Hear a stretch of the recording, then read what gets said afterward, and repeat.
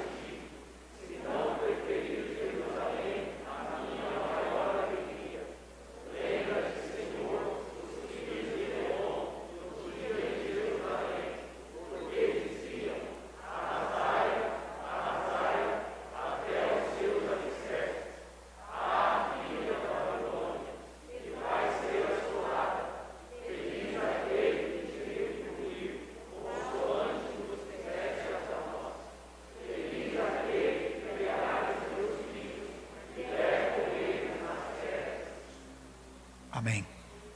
Podemos assentar, irmãos. É bonito ouvir a igreja ler a palavra do Senhor.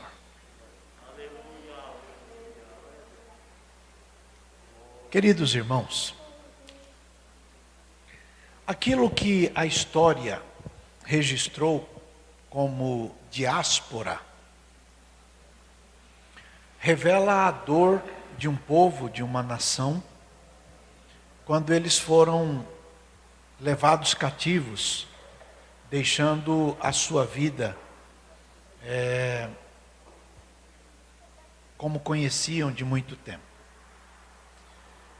Eles foram exilados para diversos lugares em 4 ocasiões. A primeira ocorreu quando a família de Jacó migrou para o Egito. A Bíblia diz que Jacó desceu com a sua família, ao todo 70 pessoas. E estas 70 pessoas geraram todo o país, toda a nação de Israel.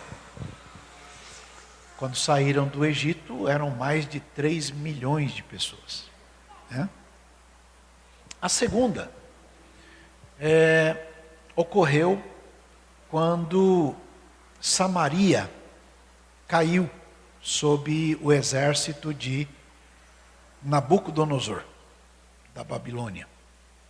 E a terceira, quando Judá, Jerusalém, caíram também pelo exército da Babilônia. E no ano 70 da era cristã, quando o exército romano invadiu Jerusalém de novo e destruiu, fez uma arruaça lá. Então o povo de Israel se dispersou pelo mundo todo e esta última demorou 1940 anos, mais ou menos. Bom, hoje eu gostaria de falar de duas ocasiões que foram da Samaria e de Judá. E queria pensar com os irmãos sobre estes assuntos. Eu queria que você fosse lá no livro de Esther, capítulo 2, só para você ter um mapa de situação, de cronologia. Só isso, nada mais. Esther, capítulo 2, verso número 5. Havia então um homem judeu na fortaleza de Suzã, cujo nome era Mardoqueu. Mardoqueu era filho de Jair, o Jair era filho de Simei, o Simei era filho de Quis, um homem benjamita. E ele fora transportado de Jerusalém com os cativos que foram levados com Jeconias, rei de Judá, ao qual transportara, olha lá, Nabucodonosor, rei de Babilônia. Tá certo? Se você for, esta é a história de Esther. E para contar a história de Esther, ele tem que contar que a rainha Esther que está lá é fruto deste episódio. Tá certo? Se você for lá no segundo livro de Reis, capítulo 24, verso 12, você vai descobrir que o Joaquim, que lá no livro de Esther está chamado de Jeconias, é a mesma pessoa. Ele se entregou ao rei da Babilônia. Ele se entregou ao rei da Babilônia. Ele, a mãe dele, os servos dele, os príncipes, os eunucos, e o rei da Babilônia o levou preso no 8º ano de seu reinado. Certo? Quando você vai no segundo livro de Crônicas, capítulo 36, vai lá, 2 Crônicas 36, o verso número 5, você vai encontrar o seguinte: o Joaquim tinha 25 anos de idade quando começou a reinar, 11 anos reinou em Jerusalém e fez o que era mal aos olhos do Senhor seu Deus. E subiu contra ele Nabucodonosor, rei da Babilônia, e o amarrou com cadeias para o levar à Babilônia. Também alguns dos utensílios da casa do Senhor levou Nabucodonosor para a Babilônia e pô-los no seu templo na Babilônia. Então, esta situação é muito complicada, muito ruim. Desde os tempos de Moisés, Deus já falava com Israel, para que eles se precavessem. A inteligência diz que a gente deve viver precavido. Né? Porque Moisés disse ao povo de Israel que a tentação de fazer o erro é muito grande. Então a gente tem que se manter no altar do Senhor para viver uma vida pautada na seriedade. Se você for no livro de Deuteronômio, capítulo 28, no capítulo 28 de Deuteronômio tem um pedaço de bênção, outro pedaço de maldição, não é? Quando você chega no verso 36, 28, 36, diz que o Senhor, a depender do comportamento, se for um comportamento ruim, né? O Senhor te levará a ti e ao teu rei que tiver exposto sobre ti a uma gente que você não conhece. nem você, nem os teus pais, e ali você vai servir a outros deuses feitos de madeira e de pedra. E serás por pasmo, por ditado, por fábula, entre todos os povos a que o Senhor te levará. Então, não é uma boa ideia andar torto, porque andar torto sempre traz prejuízos espirituais bastante importantes. Isto era uma repetição do que Deus já tinha falado antes pelo ministério de Moisés. Vai lá no livro de Levítico, o capítulo é o 26. Não dá para a gente ler todo porque ele é muito grande.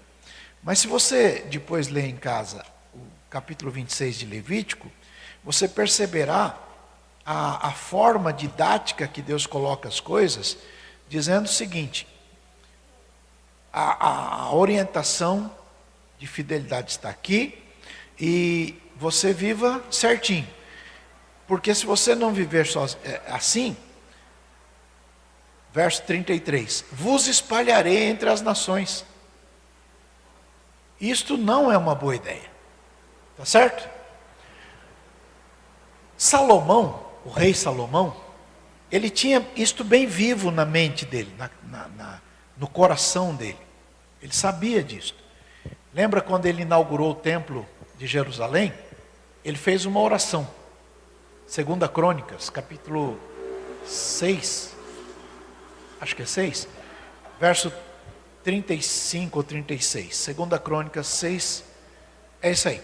Ouve então desde os céus a sua oração e a súplica, e executa o seu direito. Quando pecarem contra ti, pois não há homem que não peque, e tu te indignares contra eles, e os entregares diante do inimigo, para que os cativarem, os levem em cativeiro para alguma terra remota ou vizinha, e na terra para onde forem levados em cativeiro, tornarem a si e se converterem, e na terra do seu cativeiro a te suplicarem, dizendo: pecamos, e perseverantemente, e perversamente fizemos, e impiamente procedemos, e se converterem a ti, com todo o seu coração e com toda a sua alma, na terra do seu cativeiro, a que os levarem presos, e orarem para a banda da sua terra, que deste a seus pais, e desta cidade que escolheste, e desta casa que edifiquei ao teu nome, ouve então desde os céus, do assento da tua habitação, a sua oração e as suas súplicas, e executa o seu direito, e perdoa o teu povo que houver pecado contra ti. Agora, pois, ó meu Deus, estejam os teus olhos abertos, os teus ouvidos atentos à oração deste lugar. Então, esta é a oração de Salomão. O que o Salomão está dizendo para Deus é aquilo que o Moisés falou, é aquilo que nós lemos agora há pouco, que aconteceu com Israel. Então, ele já estava se precavendo. Bom, o problema é que há pessoas que não ouvem ninguém. Como é que eu vou falar isso, meu Deus? Que são arrogantes, dizendo: eu não tenho que ouvir ninguém. E porque não ouve ninguém, vão andando de mal a pior e fazendo bobagem o tempo todo. E Deus não aceita essas bobagens. E a gente precisa corrigir. Veja, quando as pessoas são exortadas para que se corrijam a andar direito, sob pena de Deus tirar tudo quanto tem, essas pessoas precisam ouvir. Ouvir. E ouvir gente séria. Lembra do Roboão? Roboão, filho do Salomão, fez a pior bobagem da história. Não foi? O Roboão tinha uma reunião com a turma dizia assim: olha, alivia, porque esse fardo está pesado, isso não está certo, não está bom. Ele ouviu os anciãos, ouviu os mais velhos, os mais experientes. Os mais experientes disseram: olha, ouve, porque se você ouvir, você vai ter amigo para sempre. Aí ele saiu da reunião e foi conversar com os meninos que estavam nascendo agora. E os meninos começaram a dizer: não, você é o chefe, você manda em tudo, você fala o que você quiser. Diga para eles que seu dedinho mais grosso que o lombo do seu pai. Se o seu pai castigou com chicote, você castiga com escorpião. Ele saiu da reunião e falou isso. O que aconteceu? Guerra civil. Dividiu tudo. Ficou 10 tribos para um lado, 2 tribos para o outro lado, e não corrigiu até hoje. Por causa desta bobagem do Roboão, que ao invés de ouvir gente séria, madura, experiente, foi ouvir gente que não servia para isso. Então veja, o Jeremias, o profeta Jeremias, escreveu um livro que é, em número de versículos, o maior livro dos profetas. Ele tem 2 capítulos a menos do que o livro de Isaías, acho que 2 ou 3 capítulos a menos, mas ele tem mais versículos. E ele escreveu o livro de Jeremias só por causa dessa história da Babilônia. Toda a história de Jeremias está envolvida neste assunto da Babilônia, inteiro, os 50 e poucos capítulos. E ele está dizendo que Deus estava meio que engasgado com aquelas atitudes e que por isso iria mexer no ambiente todo, no reino todo. E este assunto do Jeremias ficou meio indigesto entre as pessoas lá. Tudo que eu quero mostrar aos irmãos é que existe um horror ruim, uma coisa feia, de divisões, de coisas que levam pessoas ao exílio. Deus não gosta disso. Porém, as pessoas precisam saber o caminho para que não entrem numa estrada que leve a estas dificuldades. Por isso foi escrito o livro de Jeremias. Então eu queria pensar deste assunto 3 pontos para a gente pensar em ir embora para casa. Combinado assim? Combinado, pessoal? Número 1. Se você puder, repita após mim.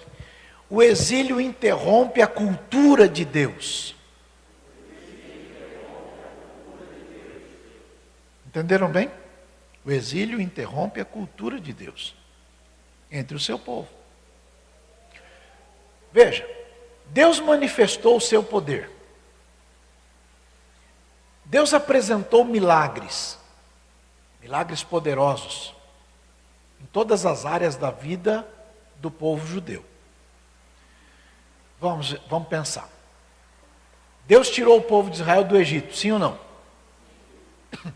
Por aproximadamente 260, 280 vezes, está escrito na Bíblia, que Deus tirou o povo de Israel do Egito com mão forte e braço estendido. Dá uma olhada. Mão forte e braço estendido. Mais ou menos 280 vezes está escrito esta frase na Bíblia. Mão forte e braço estendido. Deus guiou Israel pelo deserto. Chovia comida todo dia. Tinha um guarda-sol. Tinha uma coluna à noite. Tinha água saindo da rocha. 1 Coríntios capítulo 10 está escrito que eles bebiam da pedra que os seguia. E a pedra que os seguia era Cristo. É assim que está escrito em 1 Coríntios capítulo 10. Então, Deus os sustentou com o maná, com o pão do céu. Deus fez entrar na terra de Canaã, atravessando pelo rio Jordão. Deus deu vitória contra Jericó, contra as outras cidades. Foi muita bênção. Então, os judeus que alcançaram tamanha bênção, infelizmente, deixaram-se contaminar por isto. E essa situação gerou neles aquilo que a gente chama de autossuficiência. E é uma autossuficiência deletéria, é uma autossuficiência que estraga, que arruína, que faz mal. E eles ficaram então orgulhosos. E quem fica orgulhoso se acha melhor que todo mundo. É exatamente o contrário de Jesus. Quem anda com Jesus aprende a humildade. Quem anda longe de Jesus aprende a arrogância. Entenderam bem, sim ou não? Sim ou não, pessoal? Às vezes a pessoa parece que é espiritual. Os fariseus também pareciam. Às vezes a pessoa parece que é espiritual. Os escribas também pareciam. Às vezes a pessoa parece que é espiritual. Mas é só aparência. Na roupa, um monte de coisa. Agora, Israel experimentou riquezas, fama, bens, experimentou muita coisa boa. Mas isto fez que eles se tornassem cegos, a ponto de se esquecerem de Deus, e de deixarem de consultar a Deus, e de fazer as coisas segundo a sua percepção e segundo o seu planejamento pessoal.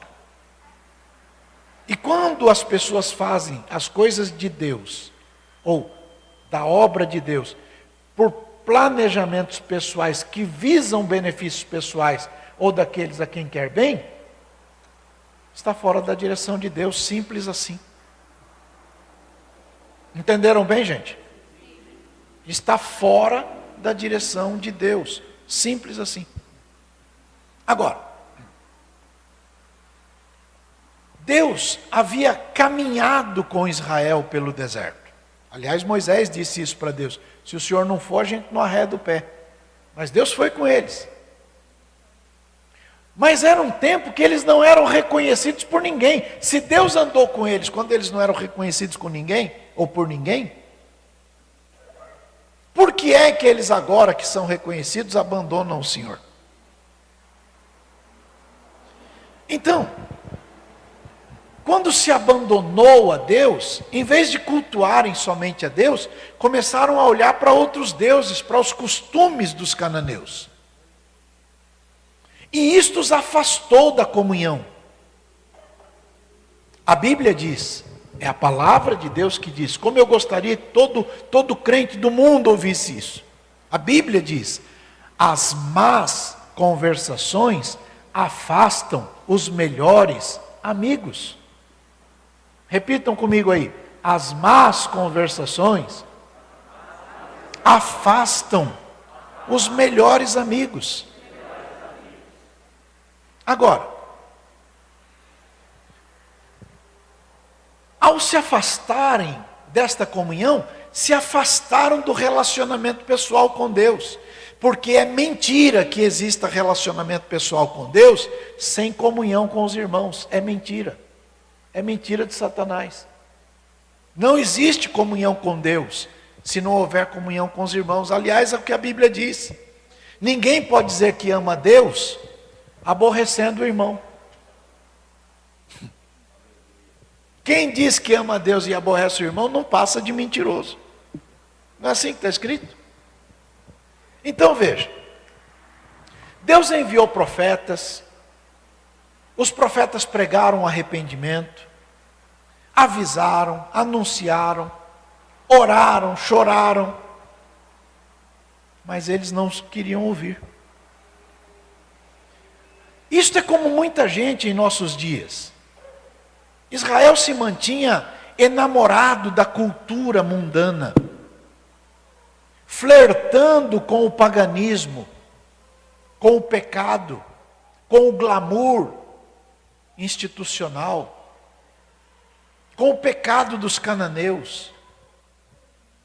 E pecado não confessado gera condenação.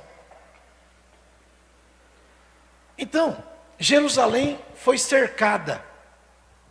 E o cerco durou 2 anos inteiros, como você lê na Bíblia. E ao final desses 2 anos, as pessoas foram deportadas lá para a Babilônia.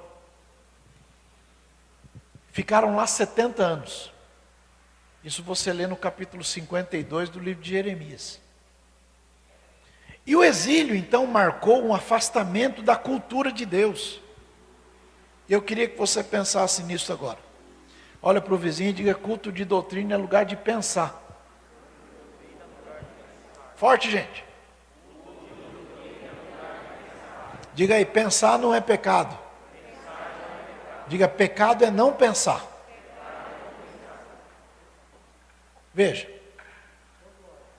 eles estavam distantes de Deus e foram cercados pelas culturas do mundo, pelo jeito de viver do mundo, pelo jeito de Satanás de decidir as coisas. Segundo, estavam tão contaminados que já não queriam mais ouvir os profetas. Terceiro, estavam tão autossuficientes que já não davam mais crédito à própria palavra de Deus. Infelizmente, foram ao cativeiro de outra cultura. Infelizmente, foram ao cativeiro de outra linguagem. Infelizmente, foram ao cativeiro de outros cultos, de cultos a deuses estranhos. O jeito de falar é o jeito do mundo. Se foram ao cativeiro dos deuses vãos, de pau, de pedra e coisas assim. E este é o caminho dos que se desviam. Deus fala, a palavra corrige, os pais avisam, os louvores tocam, o pastor orienta, o pregador anuncia, mas parece que entra de um lado e sai do outro. Né? Infelizmente, há pessoas que preferem manter-se afastadas de Deus, embora tenha aparência de estar próximo de Deus. E isto vai assim até que o exílio chegue. E isto leva para outra cultura, cultura de outro povo. Afasta-se da cultura de Deus. A cultura de Deus é a comunhão. Diga aí: a cultura de Deus é a comunhão. Fala forte, gente. Qualquer lugar que abandona a comunhão pode ter tudo, menos Deus. Qualquer um que diz que ama Deus, mas não ama o irmão, não passa de mentiroso. Simples assim. Agora veja, amor não se traduz com palavra. Amor se traduz com gestos, atitudes e comportamento. Diga aí: amor se traduz com gestos, atitudes e comportamento. Gesto de amor, atitude de amor, comportamento de amor.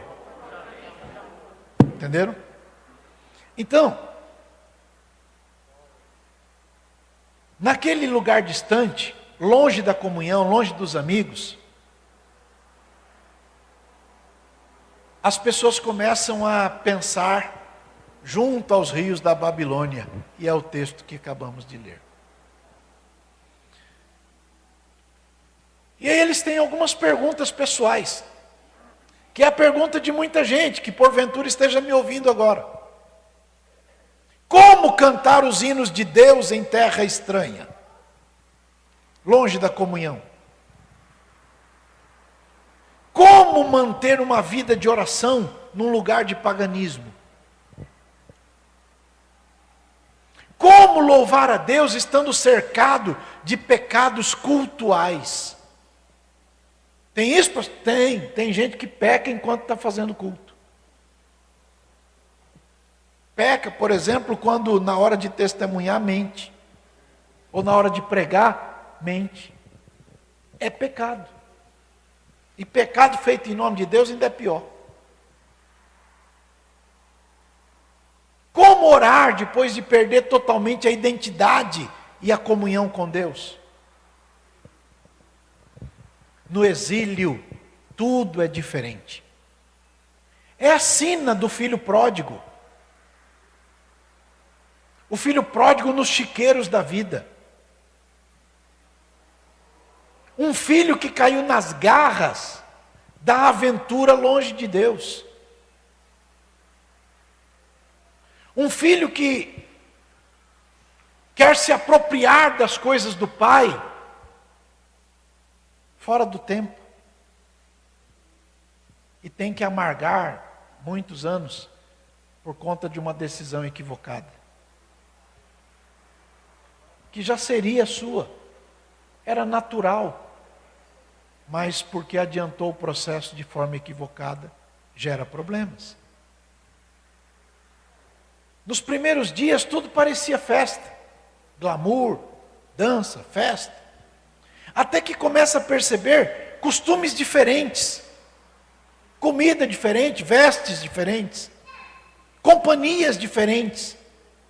Gente que não tinha compromisso nem com ele nem com Deus, só estava próximo dele por causa daquilo que ele podia dar. Há pessoas que só se aproximam do outro enquanto o outro tem o que dar. Era o caso dele. Não tinha um compromisso com ele. Era compromisso com o que ele representava, com o que ele tinha, com o que ele possuía. Mas quando acabou, abandonaram. E ele foi sozinho para o chiqueiro. E lá no chiqueiro, caiu a ficha. Ele disse, puxa vida, eu errei tanto. Mas graças a Deus que servimos a um Deus que é cheio de misericórdia. E a Bíblia diz que aquele que se arrepende, confessa e deixa, alcança misericórdia. Então, primeiro ponto. O exílio interrompe a cultura de Deus na vida do crente. Segundo agora. O exílio apresenta reivindicações de relacionamento com Deus. Como assim, pastor? Deus é uma pessoa. Ele é o nosso Pai, o Deus Todo-Poderoso. Levanta a mão aí e diga, Deus é meu Pai. Forte.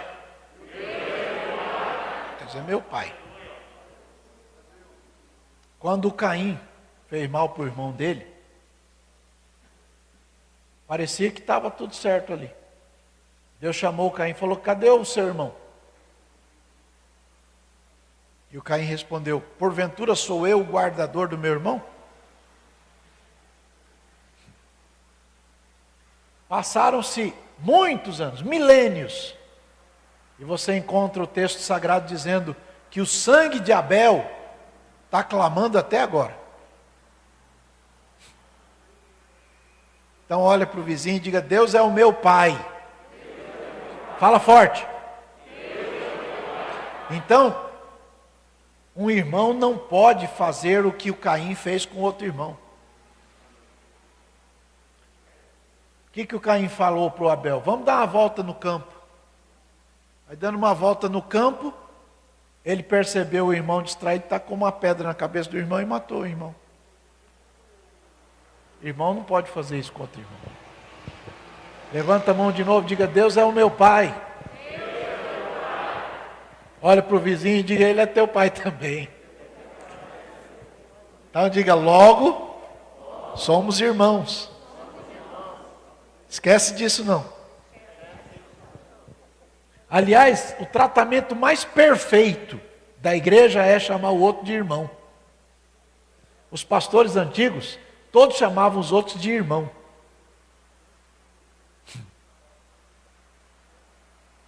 Esse é o tratamento mais perfeito que existe. Olha para o vizinho e diga, tudo bem, irmão? Irmão. A gente chama Jesus de Jesus. A gente chama Paulo de Paulo. A gente chama Pedro de Pedro. A gente chama, sei lá, Felipe de Felipe. Mas alguns de nós, se não botar o título na frente, é capaz de brigar. Olha para o vizinho e diga, tudo bem, irmão?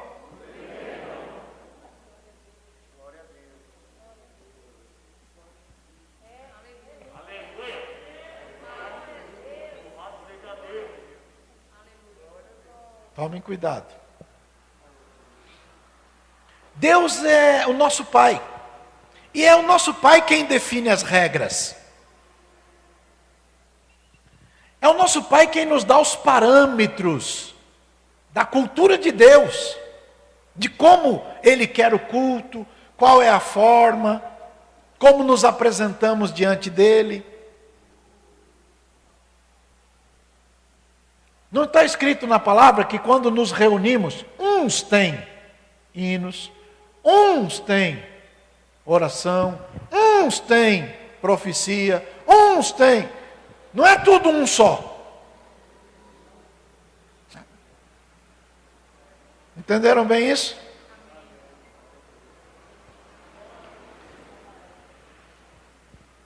Uma vez perguntaram, o senhor que é o profeta lá de São Mateus? Eu falei, não.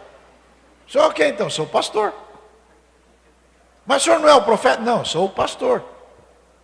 Por quê? Porque Deus me mandou ser o pastor. E lá não tem profeta? Tem um monte. Domingo mesmo aqui, Deus fez uns negócios. Tem um monte de lugar por aí que já não tem mais profecia. Aqui teve domingo, foi bom. Hã? Tem batismo com o Espírito Santo domingo? Não tem? Tem gente renovada, transformada, santificada pelo poder de Deus? Não tem? Tem um monte de gente que se entrega para Jesus? Não tem? Não, é obra de Deus. Não é obra de um homem. Agora, Deus é quem nos dá os parâmetros, e a isso a gente chama de doutrina. É Deus quem define as regras do ministério. É Deus quem define local e forma de culto. É Deus quem define medidas de cada detalhe dos utensílios do culto, por exemplo. É Deus quem define, inclusive, as cores. É Deus quem planta materiais, detalhes. Uma vez o meu pastor, eu era o vice-presidente dele. Meu pastor me disse, abraçou, né? Me levou dentro do templo. Mandou eu olhar cada detalhe. Eu olhei. Todos os detalhes. E aí meu pastor fez uma pergunta. Ele disse, você acredita que cada detalhe desse foi Deus que me revelou? E eu disse, acredito. Aí ele disse, cuida. Vejam. Irmãos, Deus é quem define as coisas na sua obra. Infelizmente tem gente que não pensa. Por que Saul se arrebentou? Como é que está escrito na Bíblia? Fome em Israel e sua causa. Um dia, os gibeonitas foram conversar com Josué. Roupa rasgada, pão embolorado. Lembra dessa historinha? Fizeram um acordo. E esse acordo a Bíblia chama de aliança perante o Senhor. E nesta aliança perante o Senhor, Josué diz que nunca Israel atacaria Gibeão. E que se Gibeão fosse atacado, Israel defenderia. Foi o acordo. Lembra daquela historinha que o sol parou e a lua parou? Israel estava lutando por quem? Por Gibeão. Aquela guerra era para defender Gibeão.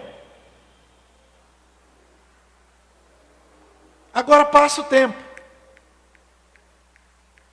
Vem todos os juízes, depois dos juízes vem Saul. O que o Saul fez? Como é que está aí na sua Bíblia? O Saul atacou o Gibeão. Deus não gostou. Só que o Saul acabou e quem ficou com a bucha foi o Davi. Quem lembra da história do Mefibosete? Mefibosete. Já viu aquela musiquinha? Você vai morar na casa do rei, você vai vestir como rei, vai comer como rei. Então. Só que a Bíblia tem mais página. Tem gente que só pega um pedacinho, não pode. Quem era o Mefibosete? Neto do Saul, filho de Jonatas. Quando houve fome em Israel, Davi foi consultar o Senhor. E o Senhor disse, é por causa dos gibeonitas. E Davi disse, vai buscar os gibeonitas, que eu quero conversar com eles. Os gibeonitas vieram. Davi perguntou, o que vocês querem que eu faça? Os gibeonitas disseram, queremos 7 filhos de Saul para enforcar. Davi saiu correndo atrás dos 7. Lembra da história do Mefibosete de novo? Diga, nasceu bem. Derrubaram ele. Quebrou as pernas. Foi morar de favor. Foi restaurado. Ganhou tudo. A Bíblia diz que Davi deu para o Mefibosete tudo que era de Saul. Saul era rico ou pobre? Então, tudo que era de Saul, Davi deu para o Mefibosete. Tudo. Terra, tudo. Só que aí uma mentira, derrubou o Mefibosete.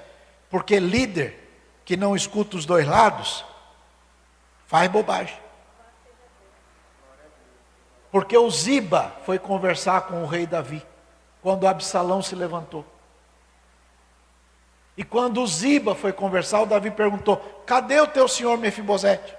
E o Ziba disse, ficou em casa dizendo bem feito para o senhor. Davi falou, então, tudo que era do Mefibosete agora é do Ziba. Não é assim que está escrito?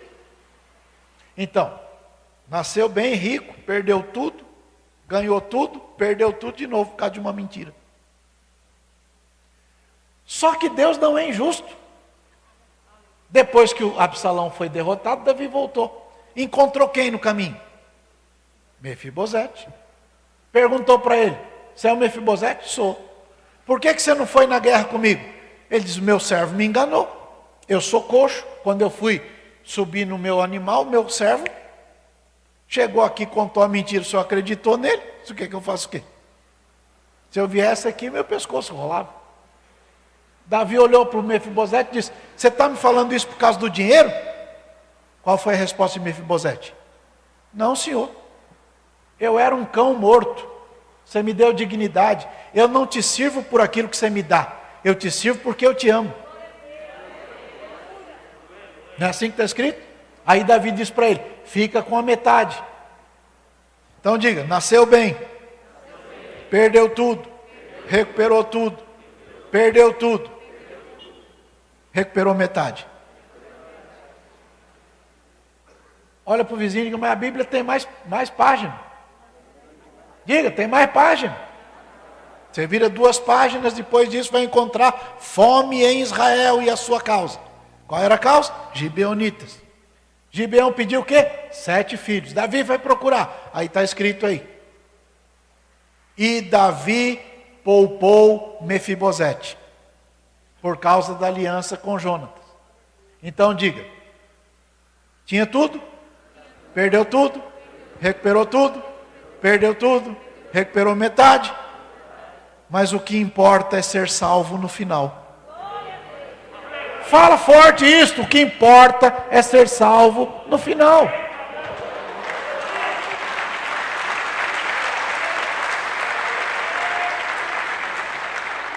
Tem a história da mulher que fica espantando o urubu do cadáver do filho. Mas o do Mefibosete não.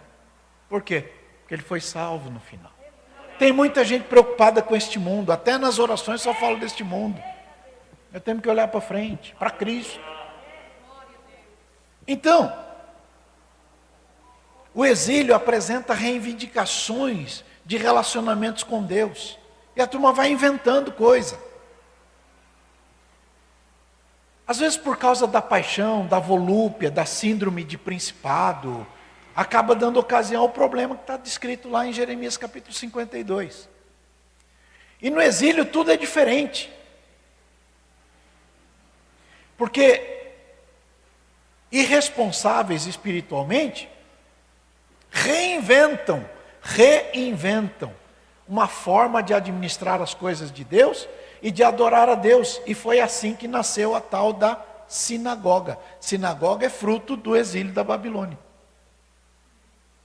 Antes da Babilônia não existia sinagoga. Sinagoga só nasceu por causa do exílio da Babilônia.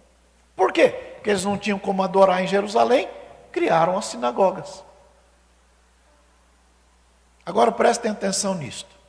Sinagoga é um lugar de culto. Jesus frequentava a sinagoga, está escrito. Na sinagoga ele curou a mulher curvada, na sinagoga ele curou o homem que tinha mão mirrada, na sinagoga ele libertou pessoa endemoniada. Jesus ia na sinagoga. A sinagoga é fruto do exílio. Agora veja. Num desejo de agradar a Deus, de recuperar aquela comunhão que tinham perdido por causa da desobediência, eles estão reinventando, fazendo uma reengenharia. Mas como disse agora há pouco, é Deus quem dá os parâmetros da adoração. Sinagoga é reinventar, pensando na autopreservação. Quando a gente prepara a obra de Deus por causa da autopreservação, por causa da falta do templo, falta do altar, falta do sacrifício, falta da oração coletiva, falta da exposição bíblica com seriedade, com serenidade, falta da comunhão com os irmãos. Isso é fruto da vida no exílio. Existem reuniões, tem citação de versículos, tem musicais, mas está lá, no exílio, longe da comunhão. Tem reuniões, tem louvores, tem oração, mas longe do lugar que Deus planejou, que é a comunhão. Quando alguém disser que uma pessoa é igreja, está mentindo, porque um membro não é corpo. Não é isso que está em 1 Coríntios capítulo 12? Um membro não é corpo, um não é igreja. Você só é igreja estando integrado no corpo. Um dedo é um dedo, um corpo é um corpo inteiro que tem dedo. Entenderam bem, sim ou não? É o que está em 1 Carta aos Coríntios capítulo 12. Agora veja. Deus não queria que fosse assim. Por isso avisou, desde Moisés, como lemos no início. Não me compete, não é de minha competência, questionar a você se você está lendo, se você está orando, ou se você coloca uma boa música evangélica no seu carro, ou no iPod, ou em casa. Não me compete perguntar isso para você. Compete a mim perguntar a você se você está no lugar da comunhão com Deus, mas você não pode estar em comunhão com Deus se não estiver em comunhão com os irmãos. Entenderam bem, sim ou não?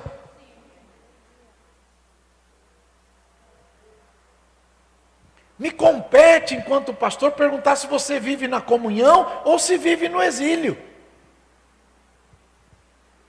Não me compete questionar se você posta mensagem com figurinha de Deus te abençoe, com um anjinho batendo asa, se manda versículo ou uma palavra de encorajamento espiritual através das suas redes sociais, daquelas que você domina bem.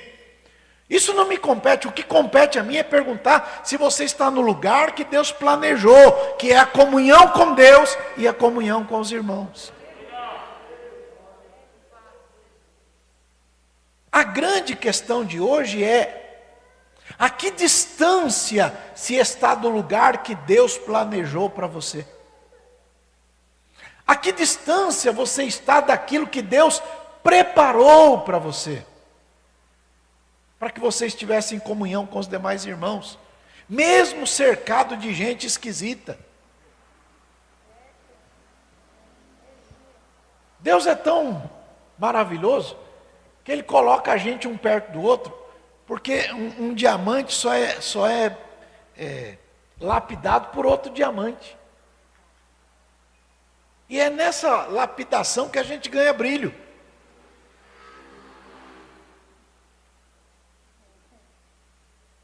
Porque a caridade perfeita vem por causa da aceitação e do perdão e da comunhão.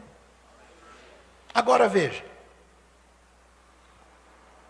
Deus o chamou, Deus o conduziu através dos desertos da vida. Deus o tirou do mundo com mão forte, com braço estendido. Eu acho que é Jeremias 32. Veja se é verso 21. Jeremias 32, 21. É isso mesmo. E tiraste o teu povo de Israel da terra do Egito com sinais, com maravilhas. Olha lá a expressão que tem quase 300 vezes na Bíblia. Com mão forte e com braço estendido. E com grande espanto. Toda vez que você lê isso na Bíblia, você pensa, mão forte e braço estendido? Pensa nisso. A cruz de Jesus Cristo foi o meio de Jesus nos libertar desse mundo. E Ele nos trouxe para a comunhão. Mas dentro da comunhão muitos se afastam de Deus e por isso vão para o exílio. E Deus está dizendo, pessoal, acho que está na hora de voltar. Então, meus irmãos, vamos para o terceiro e último ponto para a gente ir embora. Somente Deus é capaz de trazer alguém de volta do exílio. Vou repetir. Somente Deus é capaz de trazer alguém de volta do exílio. Há coisas que eu comento com a minha esposa e nós chegamos à seguinte conclusão: certas coisas só Deus pode resolver. Só Deus. Porque se a gente põe a mão, pode não ser o melhor caminho. O filho pródigo, quando viu cair a ficha, ele estava numa situação muito complicada. A alegria tinha fugido dele. Ele estava sem forças. O que é um homem ter tudo na vida e não conseguir ser feliz? O dinheiro podendo comprar toda a comida e não poder comer. Poder dormir na melhor cama e não ter sono. É muito ruim. Não é? Agora, a volta é um processo de Deus guiado pelo Espírito Santo. Diga, a volta à comunhão é um processo de Deus guiado pelo Espírito Santo, e é o Espírito Santo que nos faz perdoar aos que nos têm ofendido. Lembra da palavra de Jesus? Lembra? O que Jesus disse? Perdoa aquele que te ofende. Perdoa quem te ofende. Fala bem de quem fala mal de você. Abençoai e não amaldiçoeis. Olha para o vizinho e diga, a gente é do time de Jesus. Forte, gente. No time de Jesus a gente abençoa. No time de Jesus a gente fala bem de quem fala mal da gente. No time de Jesus a gente ora por quem nos persegue. É isso que Jesus ensina, gente. E é assim que a gente alcança a perfeita caridade, como diz a Bíblia. A volta é difícil. Diga aí, a volta é difícil. Tem trambiqueiro no caminho. Tem uns que lançam um contra o outro. Aliás, a palavra diabo é aquele que lança um contra o outro. Quando você encontra um que joga um contra o outro, o nome disso é diabo. Mas tem isso na igreja, pastor? É só perguntar para Jesus. Jesus disse, eu escolhi 12 e um de vocês é um diabo. Não é isso que está escrito lá? Dos 12, do grupo mais fechadinho. Então, aquele que semeia contenda entre irmãos é diabo. Pelo menos é o que Jesus falou. Aquele serviço que o Ziba fez com o Mefibosete é serviço de um diabo. Então, quando alguém for falar alguma coisa de alguém para você, não empreste o seu ouvido para o diabo. Perdoa. Vai lá no livro de Esdras, capítulo 3, verso 8. Esdras 3, 8. No segundo ano da sua vinda à casa de Deus em Jerusalém, no segundo mês, começaram Zorobabel, filho de Sealtiel, e Jesua, filho de Josadaque, e os outros seus irmãos, os sacerdotes, os levitas, e todos os que vieram do cativeiro a Jerusalém, constituíram levitas da idade de 20 anos daí para cima, para que aviassem a obra da casa do Senhor. Então se levantou Jesua, seus filhos e seus irmãos, Cadmiel, seus filhos, os filhos de Judá, como um só homem, para vigiarem, olha aí de novo, vigiarem, os que faziam a obra na casa de Deus, os filhos de Anadade, os seus filhos e seus irmãos, os levitas. Quando, pois, os edificadores lançaram os alicerces do templo do Senhor, então apresentaram-se os sacerdotes, já paramentados e com trombetas, e os levitas, filhos de Asaf, com saltérios, para louvarem ao Senhor, conforme a instituição de Davi, rei de Israel. E cantavam a reveses, louvando e celebrando ao Senhor, porque Ele é bom, porque a sua benignidade dura para sempre sobre Israel. E todo o povo jubilou com grande júbilo, e quando louvou o Senhor pela fundação da casa do Senhor.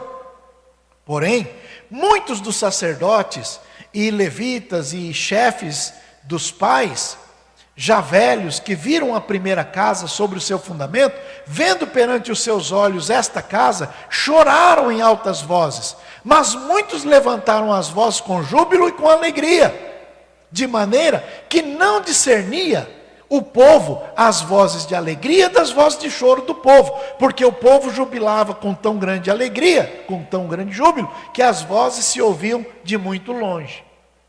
É mais ou menos dizendo assim, havia uma mistura de alegria e de tristeza por causa da primeira casa que o Nabucodonosor tinha acabado com ela. Mas agora o Esdras estava refazendo. História do Neemias, Zorobabel, Esdras, não é? Está refazendo. Olha para o vizinho e diga, não existe restauração fácil. Laços que quebraram, só o Espírito Santo emenda. E ele só emenda quando há humildade. Não é? É possível que haja mistura de lágrimas com oração e louvores, mas não vai faltar a mensagem de Deus, e o conforto de Deus, e o incentivo de Deus. É possível que apareçam oposições pelo caminho, mas Deus incentiva e ajuda aqueles que desejam a restauração. Foi difícil, foi empolgante ao mesmo tempo, de modo que Deus olhou para o esforço das pessoas. E quando a turma estava naquele misto de alegria misturado com tristeza, por conta do esforço na reconstrução, Deus enviou um embaixador. É tudo do mesmo tempo, tudo do mesmo assunto. E o embaixador se chamava Ageu. Vai lá no livro de Ageu, capítulo 2. Ageu, capítulo 2, lá pelo verso 5, 6 por aí. Vamos começar no 1 logo, vai. Verso 1. No 7º mês, 21º do mês, veio a palavra do Senhor pelo ministério do profeta Ageu, dizendo: fala agora a Zorobabel, filho de Sealtiel, príncipe de Judá, e a Josué, filho de Josadaque, sumo sacerdote, e ao resto do povo, dizendo: quem há entre vós que, tendo ficado, viu esta casa na sua primeira glória? E como a vedes agora, não é esta como nada em vossos olhos, comparada com aquela?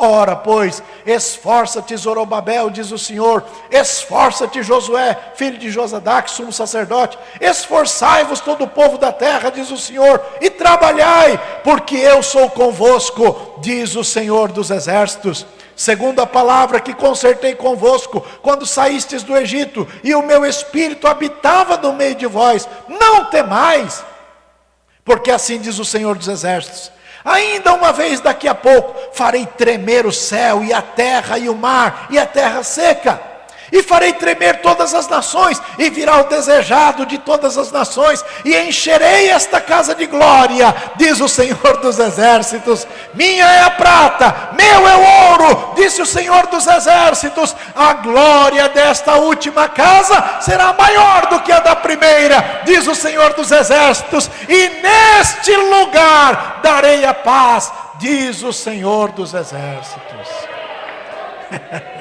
Louve a Deus, porque Deus é bom. É lugar de bênção.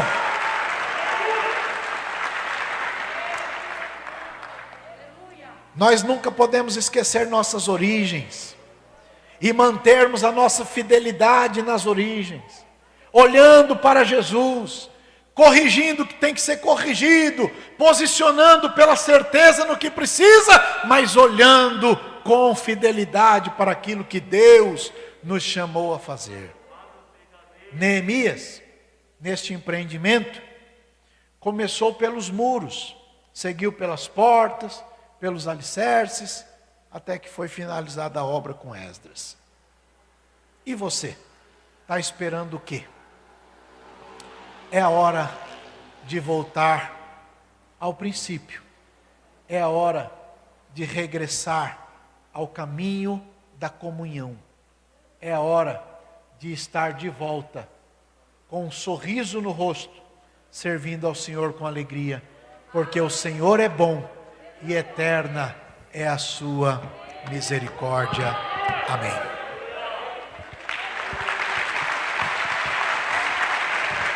Glória a Deus. Louvado seja o nome de Jesus. Vamos orar ao Senhor agradecendo pela palavra. Pastor Elias Oliveira.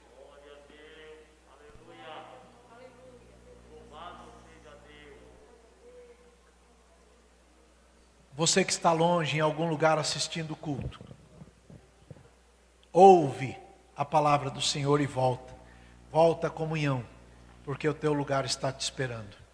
E Deus deseja ver o seu rosto entre os rostos dos demais irmãos, feliz da vida servindo ao Senhor. Todos com o pastor Elias Oliveira, vamos orar ao Senhor. Senhor nosso Deus e Pai, nós te louvamos e te agradecemos, Senhor, pela tua palavra maravilhosa, Senhor. Meu Deus, fomos grandemente abençoados nesta hora, meu Senhor, pela tua palavra que veio de encontro aos nossos corações. Palavra esta, meu Deus, que nos restaura, que nos coloca de pé, que nos faz consciente, meu Deus, que temos, meu Deus, que nos levantar, nos posicionar e regressar cada momento, cada dia, cada hora, meu Deus, em passos firmes para a comunhão, ó Deus, com o Senhor, na comunhão com os nossos irmãos.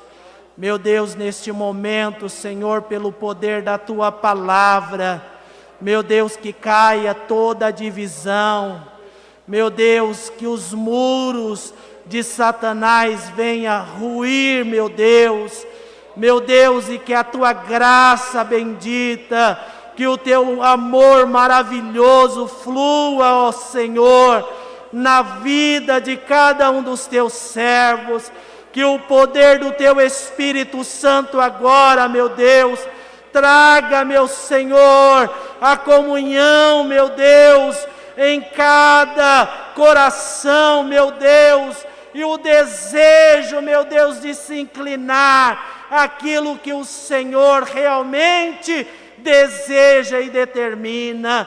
Senhor, nós te louvamos nesta hora, no bendito nome santo de Jesus Cristo, nosso Senhor.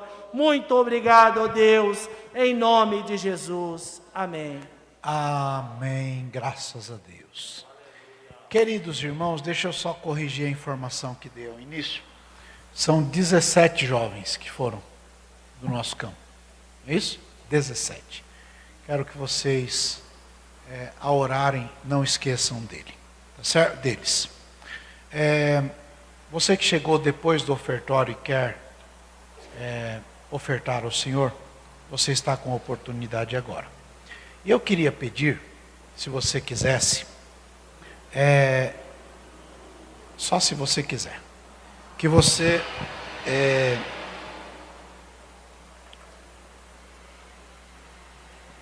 quem lembra da história do R$1 aqui? Quem lembra? Quem foi abençoado na história do R$1? Quando nós compramos esse prédio aqui, todos nós juntos, eu estava orando aqui no púlpito, era de madeirite, lembra, né? Não tinha parede.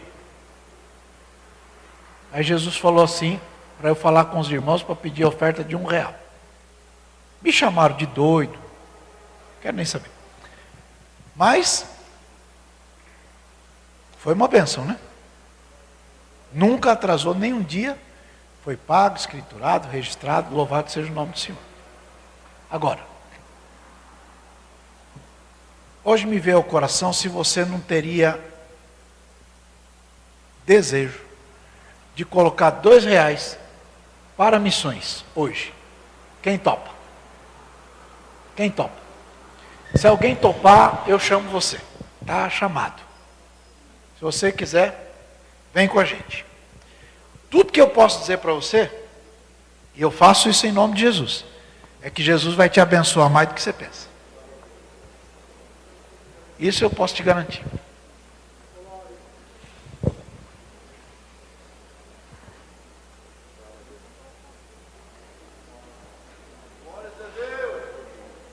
Deus abençoe.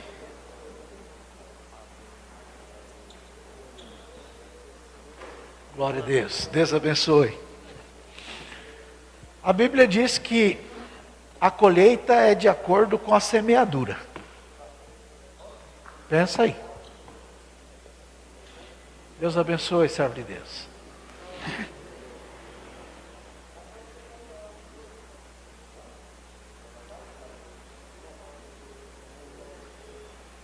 Glória a Deus. Que Deus abençoe vocês por sua generosidade. E a partir de domingo, nós vamos fazer essa história do R$2 para missões. Vou conversar com a igreja aqui. Vai ser bênção. Deus abençoe, meus irmãos. Isto. Não tem outra aí não, Santo? Só tem uma?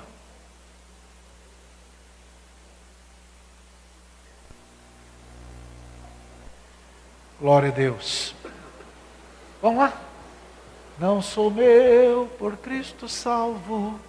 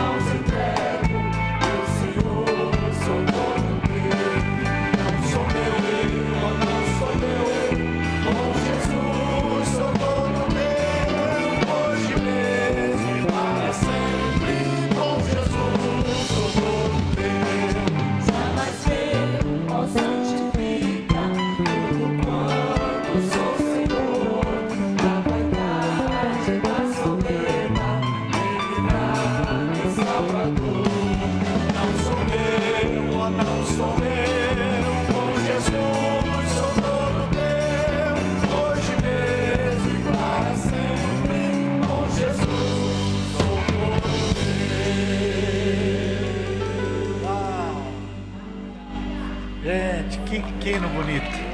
Glória a Deus. Vocês escolheram muito bem, viu? Muito bem. Glória a Deus. Que maravilha. Glória a Deus, aleluia. Pronto aí, pessoal. Pastor Antônio Alves. Ora a Deus.